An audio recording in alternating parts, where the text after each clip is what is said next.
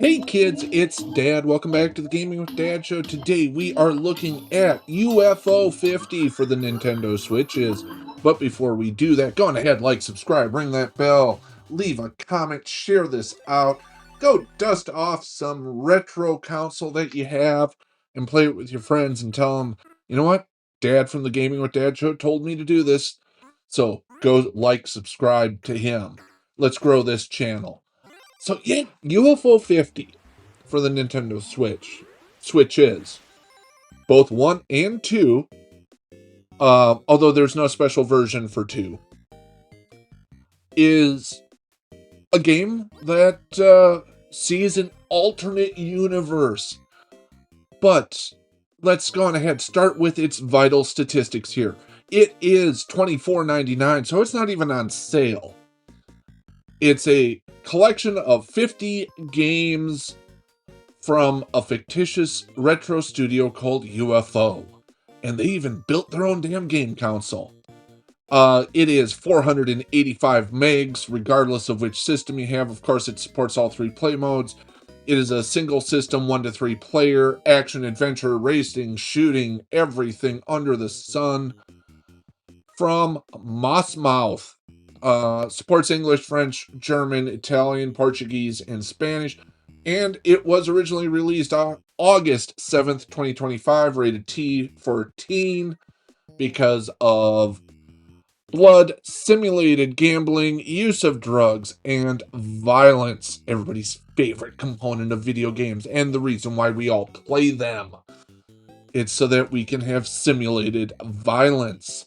So yeah, this is a game, as I said, there's a fictional UFO, and they are a game company from the early 80s, and this collection takes you from, right around 82 to 89 in its graphical presentation and everything. Very reminiscent of some of those old Commodore 64 games or early DOS games that I used to play. A lot of the shareware style games that I've experienced over my life. And there is such a variety here. I'm just letting it go through its demo right now. But there's everything from space shooters to... There's a JRPG, a full-blown Western themed JRPG in this bad boy. There's also dungeon crawler and racing games. It is really an amazingly odd put together collection of games. Some of them hit, some of them don't. Some of them require quite a bit of practice to get good at. But let's go ahead and talk graphics here. Yes, it is all 8-bit computer style, Commodore 64 style, going up to, really, let's face it, early Amiga shareware titles. But it's all beautiful and reminiscent of that era. They're not great. Some of them are kind of mucky and dark, but right next to that, there'll be a cartridge that has a beautiful display. I mean, here we are looking at all the different games, and they don't tell you much about those games, but even the presentation on the menu screen is really good. Every game has its own little icon. It is a fully encapsulated experience, so you don't end up with 50 different games installed on your Switch home screen. So just for that, I'm going to give it kudos for that as well. But yes, graphically, because there are some hits or misses, there are some smaller sprites that are difficult to sometimes follow. I'm going to give graphics a 17 as we move into sound. The sound is well done and excellent. That said, there's nothing really that's going to capture your imagination. I haven't found myself humming anything like I do with the old Zelda games. And so, sound is better than adequate, but not excellent. I'm giving sound a 17. We're sitting at 34 as we go into controls. All of these different games control radically differently. And at least on the selection menu, you can quick see what those controls are and get an idea of how you should play the game.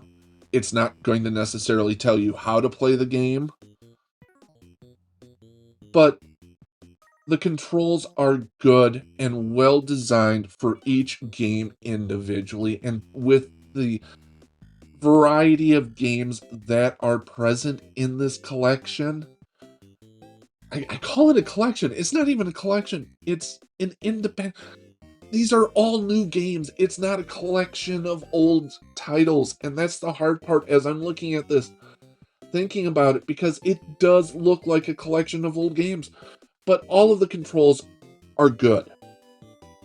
There is some deviation from time and time. I'm not a big fan of how this golf game plays. But the controls are solid. I'm giving them an 18. We're sitting at 52 as we go into gameplay. Once again, there are so many different genres. There's, of course, the RPG that I mentioned earlier.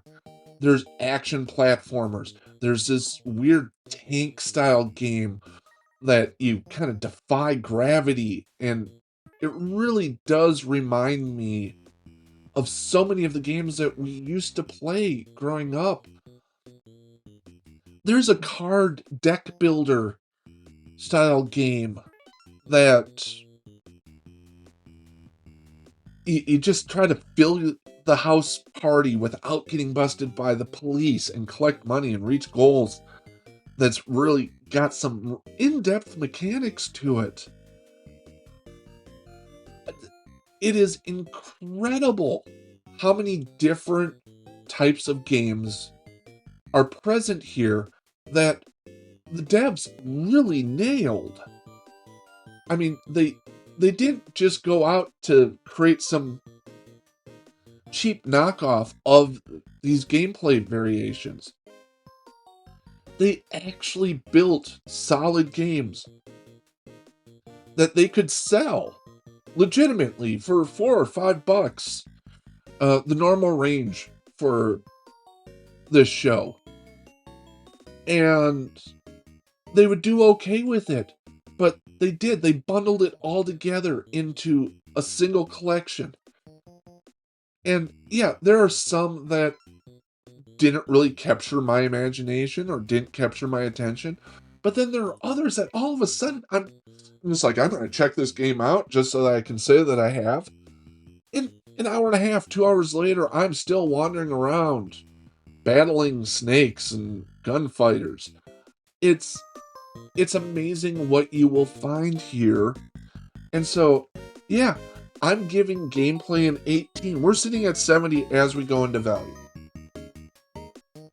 I remember the Action 52. And was it Action 52, Action 51? I don't remember what it was. That cartridge that would overheat in your NES. It smelled like burning plastic, and none of the games were worth buying. And it sold for $200. But we were so trained in the 80s to think, oh my god, this thing, that's $4 a game. It's got to be worth it, and it's not. For $25, that's 50 cents a game. And you can easily find multiple games that are going to capture your imagination. Or some absurd games that are just funny, like playing this carrot that is on a platform adventure. It's just weird, but they work, and they're strangely addictive. And they're all... Yeah, there are lots of shooters, very few RPGs, but still, there's such a variety of gameplays here. that if you do have 25 bucks sitting around, I would recommend playing it. I mean, there are sports games, there are action like battlers that would be fun on the couch co-op or after a couple of adult beverages. So yes, UFO50 gets a 19 for its value. That gives it 89. It's not quite a 90. It's not quite an A. It should be. But it isn't, just because there are some deficiencies in the games. And there's a lot of that trial and error that we used to have to do in the 80s, where we didn't really know how to play the game and you had to figure it out. There's quite a bit of that here as well. That's really where it loses points. But altogether, this is an excellent collection, relatively small on your memory card, relatively non-intrusive on your game selection screen from the main menu. And there's just stuff here that you will either recognize as kind of a knockoff version of, say, Karnov for the NES, or you'll sit here and go, hey, this is actually kind of fun, and I can't believe this isn't a real retro game. Or here's this modern game mechanic that they've kind of applied back into this retro aesthetic, and it's just a delight. I cannot recommend this more. Have yourselves a great one. We'll talk to you kids later. Bye-bye. Hey, if you've made it this far through the video, make sure to like, subscribe, ring that bell, leave a comment. I've also posted 2 other videos down here as well as a subscribe link. So click, enjoy. That's kind of how the algorithm works.